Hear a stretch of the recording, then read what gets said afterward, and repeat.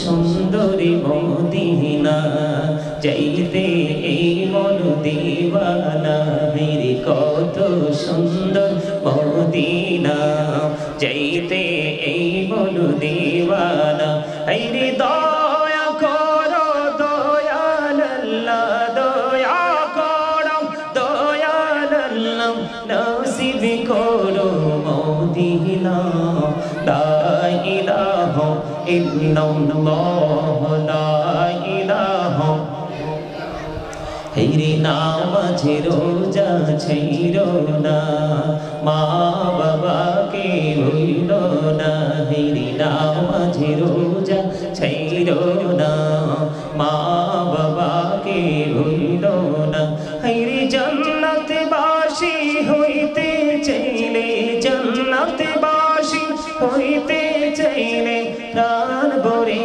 করো সাধনা লা ইলাহা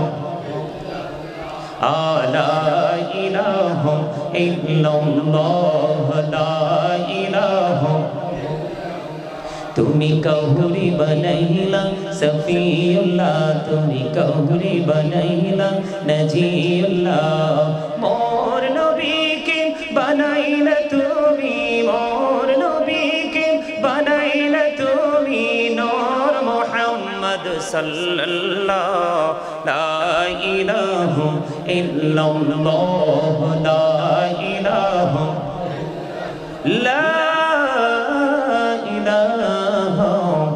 ইল্লাল্লাহু মুহাম্মাদুর রাসূলুল্লাহ সাল্লাল্লাহু আলাইহি ওয়াসাল্লাম আল্লাহ আল্লাহ আল্লাহ আল্লাহ আল্লাহ আল্লাহ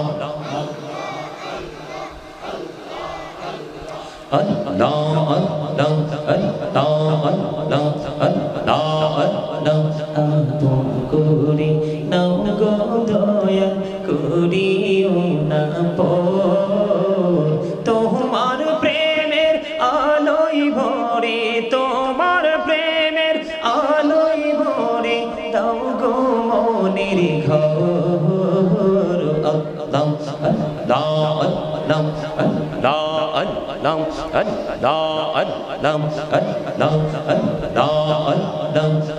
নামেতে এত মধু এই নামেতে এত মধু জাহালিনি তো আগের দয়া জাহালিনি তো আগে যতই যাবি নামটি তোমার যতই যাবি নামটি তোমার ততই মধুর লাগে দয়া ততই মধুর লাগে আল্লাহুম্মা সাল্লি আলা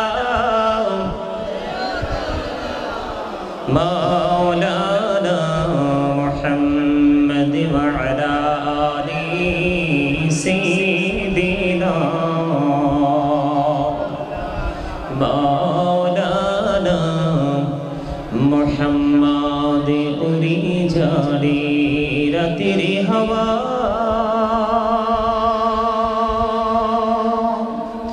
জৌর সোনার মদিনা উড়ে যারে বাংলার হাওয়া জৌর সোনার মদিনা এই মজলিসের সালাম খানি পৌঁছে দিও নবীজির পাক রওজায় আল্লাহুম্মা সাইয়্যিদিনা মাওলানা মুহাম্মদ ওয়া আলা আলি সাইয়্যিদিনা মাওলানা মুহাম্মদ সৃষ্টি কুলের সবাই বলে আজ আমাদের খুশির দিন এই ধরাতে তশরীফ আনছেন রহমাতাল লিল আলামিন सल्ले आला मोहब्बते मौलाना मुहम्मद व अला आली सय्यिदिना मुहम्मद अशोक आमार प्राणेर नबीजी बसो आमार অন্তরে প্রাণ ভরিয়া দেখিব তোমায় এই দেহে প্রাণ থাকিতে আল্লাহুম্মা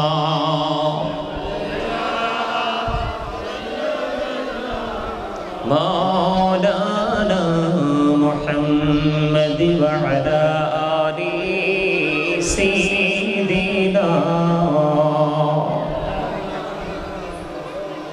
মুহাম্মদ নবী গো আপনার ভালোবাসায় জীবনের গোনা ঝরে যায় নবী গো আপনার ভালোবাসায় আল্লাহর বন্ধু হওয়া যায় আল্লাহুম্মা মুহাব্বতে سيدنا مولانا محمد وعلى آله سيدنا مولانا محمد لا إله إلا الله لا إله لا إله إلا الله لا إله হেরি কত সুন্দরী মদিনা যাইতে এই মন দিওয়ানা হেরি কত সুন্দর মদিনা যাইতে এই মন দিওয়ানা হেরি দয়া করো দয়াল আল্লাহ দয়া করো দয়াল আল্লাহ নসিব করো মদিনা লা ইলাহা ইল্লাল্লাহ লা ইলাহা হেরি নামাজে রোজা ছাইরো না মা বাবাকে ভুলো না হেরি নামাজে রোজা ছাইরো না মা বাবাকে ভুলো না হেরি জান্নাত বাসী হইতে চাইলে জান্নাত বাসী হইতে চাইলে প্রাণ ভরে করো সাধনা লা ইলাহা লা ইলাহা ইল্লাল্লাহ লা ইলাহা তুমি কাহুরি বানাইলা সফিউল্লাহ তুমি কাহুরি বানাইলা নজিউল্লাহ মোর নবীকে বানাইলা তুমি মোর নবীকে বানাইলা তুমি নূর মুহাম্মদ সাল্লাল্লাহ লা ইলাহা ইল্লাল্লাহ লা ইলাহা লা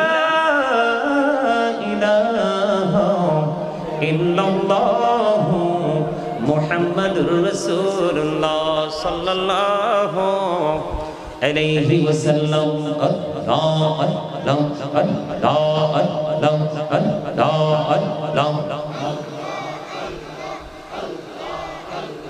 Allah Allah Allah Allah Allah Allah আপন করে নাও গো দয়া করিও না পর তোমার প্রেমের আলোয় ভরে তোমার প্রেমের আলোয় ভরে দাও গো মনের ঘর আল্লাহ আল্লাহ আল্লাহ আল্লাহ আল্লাহ আল্লাহ আল্লাহ আল্লাহ আল্লাহ এই নামেতে এত মধু এই নামেতে এত মধু জাহালিনি তো আগের দয়া জানিনি তো আগে যতই জপি নামটি তোমার যতই জপি নামটি তোমার ততই মধুর লাগে রে দয়া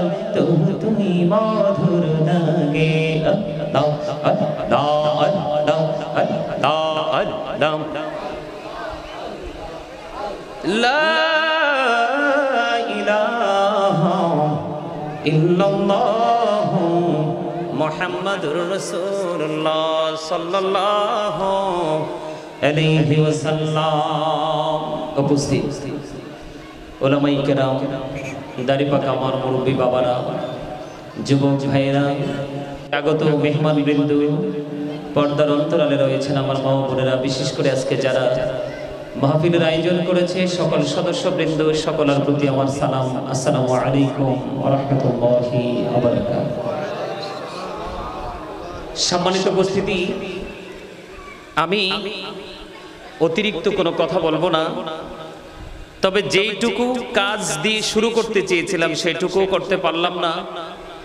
একটি মাত্র কারণ, সেই কারণ হচ্ছে আপনাদের বসা, আপনাদের যে মানসিকতা, আমার কাছে মনে হচ্ছে দুই চারজন ছাড়া ম্যাক্সিমাম লোকেরই আমার কাছে মনে হচ্ছে এখানে বসেছেন ঠিকই, কিন্তু প্রতিকূল পরিবেশ আপনার চারপাশ ঘিরে রেখেছে। কেন বললাম? সম্মানিত উপস্থিতি, আপনি কিন্তু প্রত্যেকদিন আপনার কর্মস্থলে গিয়ে অ্যাটেন্ডেন্সশিপ যেটা আছে সেটাতে কিন্তু আপনি সিগনেচার করলেই কিন্তু হবে না, আপনাকে কিন্তু সকাল থেকে বিকেল পর্যন্ত আপনাকে কাজ করতে হবে। কোম্পানির যে সময়, সেই সময় বেঁধে দেওয়া হয়েছে, সেই সময় পরিমাণ সময় কিন্তু আপনাকে দিতে হবে যদি আপনি একজন অনারেবল পার্সন হিসাবে মাসিক অনারিয়ামটা যদি আপনি নিতে চান। কথা কি বুঝেন আমার? আপনাকে পারিশ্রমিক দিতে হলে সকাল টু বিকাল পর্যন্ত আপনাকে কি করতে হবে? শ্রম দিতে হবে। আপনি আপনার বাড়িতে যত বড়ই হন না কেন, আপনি কিন্তু একজন, যখন কর্মস্থলে যাবেন আপনি কিন্তু একজন কি, কথা বলেন, কথা বলতে পারেন না? দুরূদ পড়লাম, মনে হচ্ছে যেন 100% ভাবে বলতে হয় ইউ আর ভেরি উইক, মানে আপনারা একেবারে দুর্বল। জিকির করেছি, জিকিরের সময় মানসিকতা একেবারে স্থির ছিল না আপনাদের। কারণটা কি?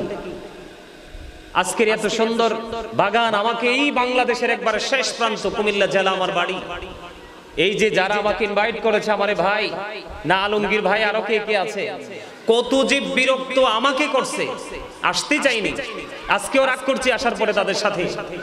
সম্মানিত উপস্থিতি, আমি যদিও গুনাহগার, আমি নিজেকে সবসময় একবার স্মল একজন পার্সন হিসাবে আমি সবসময় নিজেকে দাবি করি, কিন্তু আপনাদের জন্য আমার আশাটা আজকে দুইটা নিয়ামত। এক হলো আমি আপনাদের কাছে এসেছি মেহমান হয়ে, দ্বিতীয়ত হলো আমি আপনাদের কাছে এসেছি মুসাফির হয়ে। হুজুর কি বলেন? এরপরে আরেকটা প্লাস পয়েন্ট হলো আপনাদের, সেটা হলো আজকের রাত জুমার রাত। কিসের রাত? কিসের রাত? কথা বলতে পারেন না? বন্ধুরি আমার, হৃদয়ের জানালা খুলে সবাই শোনো, আমার নবী জানিয়ে দিয়েছে মদিনাওয়ালার পাগল, আল্লাহর প্রিয় বান্দা যদি মদিনার পাগল হয়ে যদি কেউ প্রত্যেকটা জুমার দিনে যদি মাত্র 80 বার যদি দরুদ পড়তে পারে, তার 80 বছরের সগীরা গুনাহ আমার আল্লাহ মাফ করে দেয়। কনছে দাদা ভাই সুবহানাল্লাহ যে কইছে, লবণ ছাড়া সুবহানাল্লাহ না? খাবারে লবণ না দিলে খেতে পারবেন? কথা বলে না, পারবেন? কেন? লবণ কম তো আমিই বলছি, এর পরেরটা কি হয়? লবণ না দিলে কি হয়? হ্যাঁ, স্বাদ কম হয়। Absolutely right answer. মজা না হইলে কি খেতে খাওয়া যায়? খাবার খেতে পারি আমরা? লবণ না দিলে যেমনি স্বাদ হয় না, স্বাদ না হলে যেমনি খাওয়া যায় না, ঠিক তেমনি ভাবে একজন মানুষ 100% ইমানদার হতে না পারলে তার কাছে কিন্তু কখনোই আমল মজা লাগে না। আর যতক্ষণ পর্যন্ত আপনি আমলের স্বাদ না পাবেন, ততক্ষণ পর্যন্ত আপনাকে কেউ আমলের দিকে আকৃষ্ট করতে পারবে। আমরা কি ইমানদার? আমরা সবাই ইমানদার। ইমানদার হয়ে কিন্তু বাচ্চারা কথা বলে না। আমি কিন্তু এসেছি আপনাদের কাছে আলোচনা করার জন্য। এই আলোচনাগুলো আপনাদের জন্য, আপনারা কিছু শিখবেন, শিখে এখান থেকে কিছু নিয়ে যাবেন, এটাই তো কথা বলেন। সম্মানিত উপস্থিতি, আমার কিছু কন্ডিশন আছে। আলোচনা শুনতে হলে আপনাকে কিছু শর্ত মানতে হবে। First condition, stop your mouth everybody. সকলের জবানকে বন্ধ রাখতে হবে। সেকেন্ড কন্ডিশন, দ্বিতীয় শর্ত, you listening my lecture very attentively. আমার কথা সবাইকে মন দিয়ে শুনতে হবে। তৃতীয় শর্ত, থার্ড কন্ডিশন, আপনি যদি বলেন হুজুর আপনার এই শর্ত মানতে রাজি না, আই ডোন্ট অ্যাকসেপ্টেবল, আমি বলবো I say go to your seat. আপনি এখানে বসে থেকে কোনো লাভ নাই, আপনি আপনার বাসায় গিয়ে ঘুমান। দাদা কি বলেন? হ্যাঁ, ঠিক নেই? আপনি আপনার বাসায় গিয়ে ঘুমান, এটা আপনার জন্য অনেক বেটার। শারীরিকভাবে একটু স্বস্তি পাবেন, তবে ওপারে গিয়ে ফিউচারকে ব্রাইটনেস করা যাবে না, ওখানে কোনো কিছুই মিলবে না। আমরা তো এখানে এসেছি পরকালের বাজার করতে। কথা বলে বুঝেন না? মান কি করতে এসেছি এখানে? বাজার করতে। এটা কিন্তু শপিং কমপ্লেক্সের মতো। যার যার টাকা বেশি সে সবচেয়ে ভালো জিনিস খরিদ করতে পারবে, তাই না? এখানে যার মনোযোগ বেশি সেই এখান থেকে সবচেয়ে বেশি স্কোর নিয়ে এসে বাড়ি ফিরতে পারবে। কথা কি বুঝছেন আমার? এখন আপনার মানসিকতাটাকে যদি আপনি এখানে স্থির করতে চান, মসজিদে গিয়ে স্থির করতে চান, পবিত্র কাজে যদি আপনি আপনার মানসিকতাটাকে একবারে স্থির করতে চান, তাহলে আপনাকে আগে নিজেকে নিজে চিনতে হবে। কি করতে হবে? একজন মানুষ যদি নিজেকে নিয়ে সমালোচনা করতে পারে, এর চেয়ে বড় বুদ্ধিমান আর কেউ হতে পারে? আরেকটা কথা আপনাদেরকে বলি, ঘুমন্ত মানুষকে কিন্তু জাগানো একেবারেই সহজ, কিন্তু জাগ্রত থেকে যে ঘুমের অভিনয় করে তাকে কঠিন কালেও জাগানো সম্ভব। আমরা কিন্তু ঘুমাইলে ঘুমাবো, আর জাগ্রত থাকলে থাকার মতো থাকবো। কথা ঠিক কিনা বলেন? কথা কি বুঝে আসে আমার? আরো জোরে কথা বুঝেন। যদি বুঝেন, আমি আপনাকে একটু চিনাই, তাহলে আপনি বুঝতে পারবেন আপনি কত বড় বাহাদুর, আমি কত বড় পাওয়ারফুল পারসন। আমি একটু ছোট্ট করে ব্যাখ্যা দিব। আমার আলোচনা যদিও এটা নয়, কিন্তু আমার আলোচনাটা আজকে এখানে করতে হবে, কারণ আমি আপনাদেরকে এসেই দেখেছি আমার দাদা ভাই আলোচনা করতেছে, আপনারা মনে হয় যে উদাসীনতার মধ্যে আছেন, মনোযোগ ছিল না। আমি আপনাদেরকে দেখেছি। আপনারা রাগ করবেন না প্লিজ, কারণ আমি আপনাদের শত্রু নই, বন্ধু হয়ে এসেছি। কেন জানেন? আল্লাহ রাব্বুল আলামিন বলেছেন, join with my dear people, come to my paradise. আল্লাহ রাব্বুল আলামিন বলেছেন, join with my dear people, come to my paradise, ফাদখুলি ফি ইবাদি ওয়াদখুলি জান্নাতি। আল্লাহ বলেছেন, ফাদখুলি ফি ইবাদি, join with my dear people, আমার প্রিয় লোকেদের সাথে যুক্ত হও, কাম টু মাই প্যারাডাইস ওয়াদখুলি জান্নাতি, আমার জান্নাতে চলে আসো। আওয়াজ করে বলেন সুবহানাল্লাহ। হক্কানি আলেম এবং হক্কানি আল্লাহর ওলিদেরকে ভালোবাসা জান্নাতে যাওয়ার সোজা দলিল দিয়েছে কে? সূরাল ফজর 29-30 নাম্বার, এই দুইটা আয়াত। আপনাদের কাছে ভালো লাগে না কথাগুলো? কার কার কাছে ভালো লাগে দুই হাত তুলে দেখান, সোজা করে, একবারে সোজা। মারহাবা, হাত নামান। আমি সিম্পল ভাবে আপনাদেরকে বলছি, এই যে আমরা যারা স্টেজে আছি, আপনারা যারা এখানে আছেন, আমরা সবার সোজা একটা পরিচয় হলো আমরা মানুষ। মানুষ না? কথা বলেন না? আলাদা আলাদা ভাবে যদি আমরা বলি, কেউ বলবো মেন, আবার কেউ বলবো পারসন, ঠিক না? কথা বলে মানুষ। এটাকে আল্লাহর কোরআনের ভাষায় আল্লাহ কখনো কখনো বলেছেন ইনসান, আবার কখনো কখনো বলেছেন নাস। এটা হলো বডি স্ট্রাকচারটা, মাথা থেকে পা পর্যন্ত। আমার দিকে তাকান, মাথা থেকে পা পর্যন্ত এটার নাম হচ্ছে মানুষ। কিন্তু শুধুমাত্র এই মানুষটা যেটা, এটা কিছু কিছু ক্ষেত্রে বেহুশ। কথা বলে না? এই মানুষটা যেটা মাথা থেকে পা পর্যন্ত এই বডি স্ট্রাকচারটা, এটা কিছু কিছু জায়গায় কি বেহুশ। বেহুশ না? বেহুশ। জি ঠিক আছে, ভালো থাকবেন। এটা কিছু কিছু জায়গায় বেহুশ। যেমন বেহুশটা কেন বললাম? বেহুশ বলার কারণ হলো, আমরা ঈদে মিলাদুন নবী করি, আর একদল সিরাতুন নবী করে। কথা কয় না? আরে জোরে। আজকে নবীর মিলাদ, আজকে নবীর আগমন, আজকে তো নবীর আদর্শ না। কথা বলেন। আজকে তো রাসূলের কর্ম দিবস না, আজকে তো রাসূলের ইনস্ট্রাকশন দিবস নয়, আজকে রাসূলের আগমন। কি কথা বলে না তো? মিলাদ তো নবীর আগমনকে বোঝায়। সিরা ইহদিনাস সিরাতাল মুস্তাকিম আমরা সবাই জানি তো, কথা বল না কেন? সিরাত মানে হচ্ছে রাসূলের আদর্শ। রাসূল আমাদেরকে পৃথিবীতে এসে দিক নির্দেশনা দিয়েছেন, ইনস্ট্রাকশন দিয়েছেন, সঠিক রাস্তা দেখিয়েছেন। সঠিক রাস্তার মধ্যে সব ধরনের পজিটিভ দিক আছে এবং সঠিক রাস্তায় থাকার জন্য নেগেটিভ দিকগুলো তিনি আমাদেরকে চিহ্নিত করে দিয়ে গেছেন। এটাই তো সিরাত। কথা বলেন না? তো নবীজি আজকে আসছে, আমরা বেহুশ বিদায় নবীজি আজকে আসছে, আমরা আজকে নবীজির আগমনকে বরণ না করে নবীজির কর্মদিবস পালন করছি। এটা কি কখনোই কি সুস্থ মানুষের কাজ হতে পারে? পারে না। কেন এটা হয় জানেন? এটা শুধু দেহেই মানুষ, কিন্তু আসলে ভিতরে আরেকটা মানুষ আছে। সেই মানুষটা আল্লাহর কোরআনের ভাষায় এই মানুষটার নাম হলো রূহ। কি ইংলিশে যদি আমি বলি এটাকে বলা হয় সোল, বাংলাতে যদি বলি এটাকে বলা হয় আত্মা। আল্লাহ বলেছেন say the soul is the order of my lord. আল্লাহ বলেছেন কওলি রূহু মিন আমরি রব্বি, first tense, present tense, future tense. একদম ঠান্ডা মাথায় কথা আমার বুঝে নেবেন। অতীত, বর্তমান, ভবিষ্যৎ। যখন আমরা ছিলাম না পৃথিবীতে তখনও ছিলাম ওই কোথায় আলমে আরোহায় রূহের জগতে। পৃথিবীতে এখনো আপনি আমি নাই, বাবা মাও জানে না, আপন স্বজন কেউ জানে না, তখনও কিন্তু আপনি আমি ওখানে ছিলাম। বাবা মায়ের মাধ্যমে যখন বডিটা তৈরি হলো মায়ের ওদরে, তখন ওখান থেকে ট্রান্সফার হয়েছে স্টেজ। এটা স্থান পরিবর্তন করেছে, প্লেসটাকে চেঞ্জ করেছে।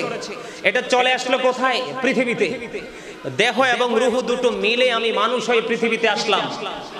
আসার পরে যখন আবার যাওয়ার সময় হবে, খেয়াল করবেন মাঝখানে একটা সময় দুটো এক। ফার্স্ট টাইমও আলাদা, লাস্ট টাইমও আলাদা। শেষে কিন্তু দেহ পৃথিবীতে, রূহ কিন্তু চলে গেছে। তখন কি বলা হয়? Dead body. এই আলোচনা তো করতে পারবো না, ওদেরকে একটু থামাও না তোমরা। আপনারা কথা বলেন না, কথা বলার দরকার নেই, ছোট মানুষ তো বুঝে না। তাহলে দেহ থেকে যখন দেহে রূহ ছিল না তখনও আমি সুলাইমান ছিলাম।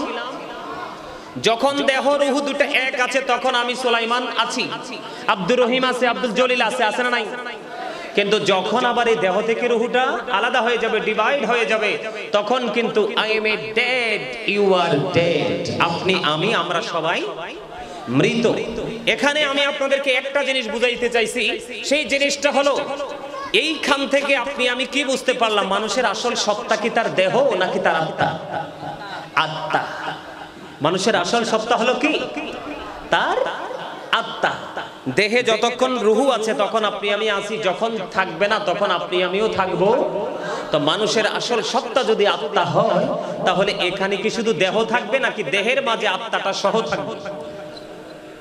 আত্মাটা সহ থাকবে। যদি আত্মাটা সহ এখানে রাখতে পারেন তাহলেই সফলতা সম্ভব, অন্যথায় সফল হওয়ার কোনো সুযোগ নেই। আছে বন্ধুরে আমার, দাইলামি শরীফের মধ্যে এসেছে হাদিস খানা। হাদিসের রাবী হলেন হযরতে আনাস রাদিয়াল্লাহু তাআলা আনহু।